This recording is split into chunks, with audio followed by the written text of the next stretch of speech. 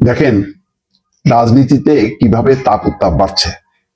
আজকে প্রথম আলোর রিপোর্টে হচ্ছে এই যে এই অংশটা দেখেন, দেখছেন? শিরোনামটা হচ্ছে বিএনপি জামাত মুখোমুখি, প্রচারের শুরুতেই উত্তাপ। এটা তো দেখালাম আপনার প্রথম আলোর শিরোনাম একটা, আজকে এক সাইডে মেইন তাদের প্রতিবেদন এবং সেখানে বিশেষজ্ঞদের বক্তব্য আছে।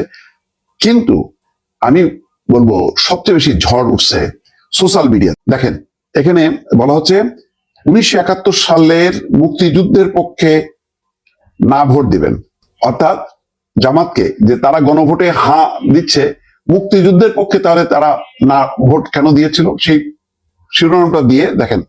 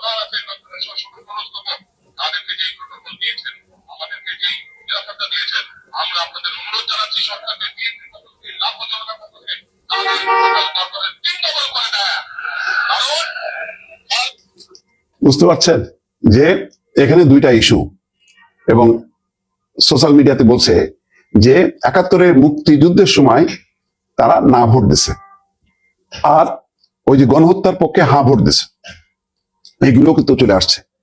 আর নিরাপত্তা প্রোটোকল ইস্যুতে তারেক রহমান তো বলছে ঠিক আছে দেন, তাদেরকে আমাদের থেকে 3 গুণ বাড়াই দেন, কিন্তু কারো নিরাপত্তা বা প্রোটোকল যেটা দরকার সিকিউরিটি পয়েন্ট অফ ভিউ থেকে, সেটা কি কমানো উচিত? কারো যদি দরকার হয় সে চাইতে পারে, কিন্তু কারোরটা বাতিল করা বা তাকে দেওয়া হয়েছে আমারও দিতে হবে, এটাকে জোর করে করে আপনাকে দিবে, এগুলি খুব মানে গায়ে পড়ে পায়ে পাড়া দিয়ে ঝগড়া বলে না, সেগুলো হয়ে যাচ্ছে। আচ্ছা আসেন এবার প্রথম আলোর একটু সংবাদটা বিশ্লেষণ করি। বিএনপি জামাত মুখোমুখি, প্রচারের শুরুতেই উত্তাপ। রাজনৈতিক বিশ্লেষকের এখানে দুইজনকে কোট করা হয়েছে। মহিউদ্দিন আহমেদ লেখক এবং রাজনৈতিক বিশ্লেষক, তিনি বলছেন আমাদের দেশের রাজনীতির বৈশিষ্ট্য হলো ভিন্ন মত বা প্রতিপক্ষের প্রতি বিষোদ্গার। নির্বাচনের সময় এলে এটা বেড়ে যায়, অনেক সময় শোভনীয়তার মাত্রাও ছাড়িয়ে যায়। সত্য। দেশের জন্য সলিউশনটা হচ্ছে, এটা হচ্ছে মাহবুবুল্লাহ অধ্যাপক, তিনি বলছেন দেশের জন্য সলিউশনটা হচ্ছে, সমাধানটা হচ্ছে নির্বাচনটা হওয়া এবং সেটা শান্তিপূর্ণ এবং স্বাভাবিক গতিতে হওয়া। রাজনৈতিক তর্ক বিতর্ক, পারস্পরিক আলোচনা এগুলো থাকবে, এটা যেন মাত্রা ছাড়িয়ে না যায়। ইয়েস, এটাই আমার বক্তব্য। যে ধরেন আপনি আপনার কথা বলেন, আপনার যুক্তি দেন, কিন্তু একজন পরিকল্পনা করলো সেটা অবাস্তব, সেটা ভুয়া, এটা না বলে আপনি পরিকল্পনা দেন। তারা ফ্যামিলি কার্ড, কৃষক কার্ড বা হেলথ কার্ড এগুলিকে পপুলার করতেছে, এটা ভালো, তো ইমপ্লিমেন্ট করুক। যদি ইমপ্লিমেন্ট ক্ষমতায় যে ইমপ্লিমেন্ট না করতে পারে তখন ধরা যাবে।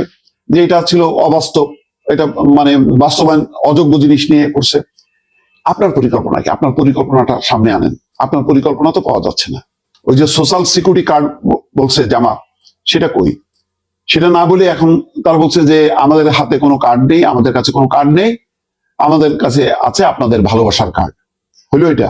কয়েকদিন আগে একটা 5 তারকা হোটেলে দেশি বিদেশি বিশিষ্ট জনদের সামনে উপস্থাপনা করা হলো নির্বাচনী ইশতেহার। সেখানে বলা হলো সোশ্যাল সিকিউরিটি কার্ডের কথা, এখন বলা হচ্ছে যে আমাদের হাতে কোনো কার্ড নেই। এটা নেগেটিভ প্রচার।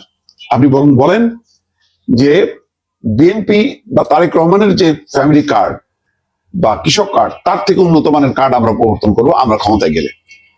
এইটা হচ্ছে ইয়ে, কিন্তু আমাদের কাছে নাই, এটা ভুয়া। এটা হলো নেগেটিভ প্রচার। আর ওই যে স্বাধীনতা মুক্তিযুদ্ধ, এটা কিন্তু পাবলিক কিন্তু ছাড় দেবে না। হ্যাঁ, বলা যায় যে এটা পুরনো বিতর্ক। পুরনো বিতর্ক তাতে কি আছে? এগুলি, এটা তো ঐতিহাসিক সত্য। ওই যে বলছেন না যে ইতিহাস মোছা যাবে না, তাহলে তখন গণহত্যার পক্ষে হ্যাঁ আর মুক্তিযুদ্ধের পক্ষে না কেন হয়েছিল? এখন এই কথাগুলো কিন্তু চলে আসবে। প্রোটোকলের কথাটা, নিরাপত্তার কথাটা তো তারেক রহমান বলছে যে আপনারা নেন। তো এই ধরনের তর্ক বিতর্কগুলি চলুক যাদের অবস্থান থেকে।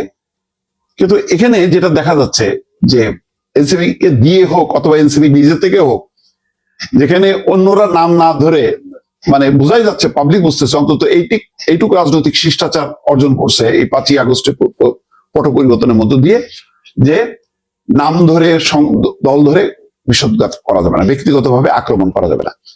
সেখানে কিন্তু এনসিপি কিন্তু ছাড় দিচ্ছে না, তারা সরাসরি কিন্তু নাম ধরে বলছে। এটা কিন্তু উত্তেজনা মাত্রা বাড়বে। ইতিমধ্যে নাসিরউদ্দিন বেশ কিছুদিন থেকে এই যে চাঁদাবাজ বলে একজন সিনিয়র নেতা বিএনপির মির্জা আব্বাসকে লক্ষ্য করে যেটা বলছে, ইতিমধ্যে সেখানে কিন্তু পরিবেশটা নষ্ট হয়েছে। সেখানে নোংরা পানি তার গায়ে ছিটানো হয়েছে, পচা ডিম নিক্ষেপ করা হয়েছে। এগুলি উত্তেজনার আলামত। নির্বাচনটা গুরুত্বপূর্ণ। এবারে নির্বাচনটা গণতান্ত্রিক হবে, আলোচনা সমালোচনা হবে, যার যার কর্মসূচি নিয়ে পাবলিকের কাছে যাইতে হবে, পাবলিক যাকে ভোট দেবে সেই ক্ষমতায় আসবে। এই কনসেপ্ট থেকে দূরে গেলে কিন্তু বিপদ। ভালো থাকবেন, আল্লাহ হাফেজ।